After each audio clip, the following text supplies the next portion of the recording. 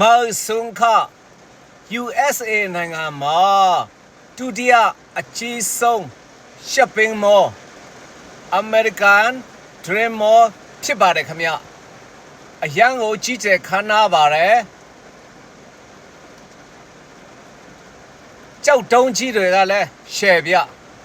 ခင်းကျင်းထားတာဒီနေရာမှာနာမည်ကြီးတာကြတော့ Skyview Cable ဗျဒါကိုစီးမယ်ဆိုရင် New York City မြို့ကိုအပေါ်စီးကနေမြင်ရမှာဖြစ်ပါတယ်ခင်ဗျဗီဒီယိုရိုက်လို့ရတယ်တပ်ပုံရိုက်လို့ရတယ်တမြို့လုံးကိုကောင်းကင်ပေါ်ကနေအပေါ်စီးကနေမြင်ရမှာဖြစ်ပါတယ်ခင်ဗျအဲ့ဒါကြောင့်အရန်ကိုနာမည်ကြီးတဲ့နေရာဖြစ်ပါတယ်လူတယောက်ကို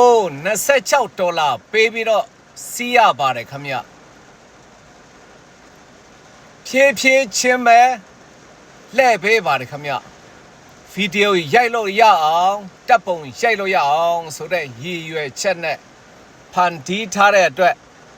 အရန်ကိုနာမည်ကြီးတဲ့နေရာဖြစ်ပါတယ်ခင်ဗျ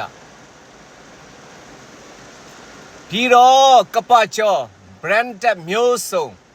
ရှိပါတယ်ခင်ဗျကျွန်တော်ကြတော့ branded တွေတိတ်မယူသွတ်တဲ့အတွက်အသေးစိတ်မရိုက်ပြတော့ပါဘူးခင်ဗျအစုံရှိတယ်ကပကျော် branded တွေမန္တမြTesla ကားတော်မှခင်းကျင်းပြတ်ထားပါတယ်ခင်ဗျဒါကြတော့စွန့်ပစ်ထားတဲ့မီးပလတ်တွေနဲ့ဖန်တီးထားတဲ့လူဝင်ရုပ်ဖြစ်ပါတယ်ခင်ဗျအမိုက်ထက်ကရွှေပေါ့ဗျာဆိုလိုတာ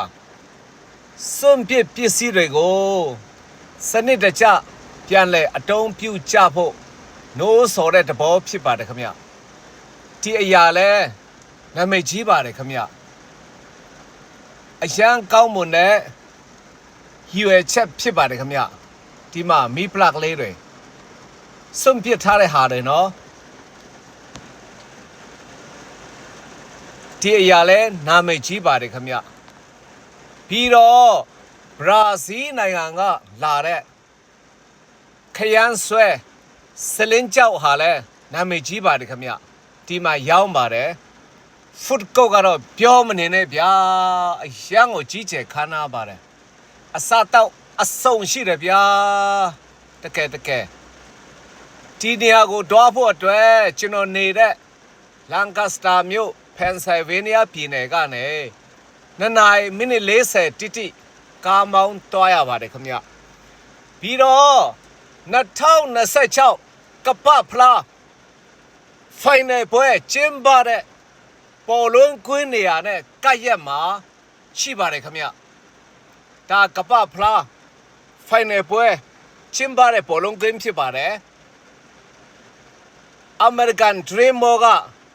အဲ့ပေးမှာရှိပါတယ်ခင်ဗျဒီနေရာမှာပါကပ်ရက်ပါပဲခင်ဗျပဟုထုတအလို့ငါရိုက်ကူးတင်ဆက်ခြင်းဖြစ်ပါတယ်ခင်ဗျကျွန်တော်တိုင်ယန်မွန် USA ဖြစ်ပါတယ်ခင်ဗျ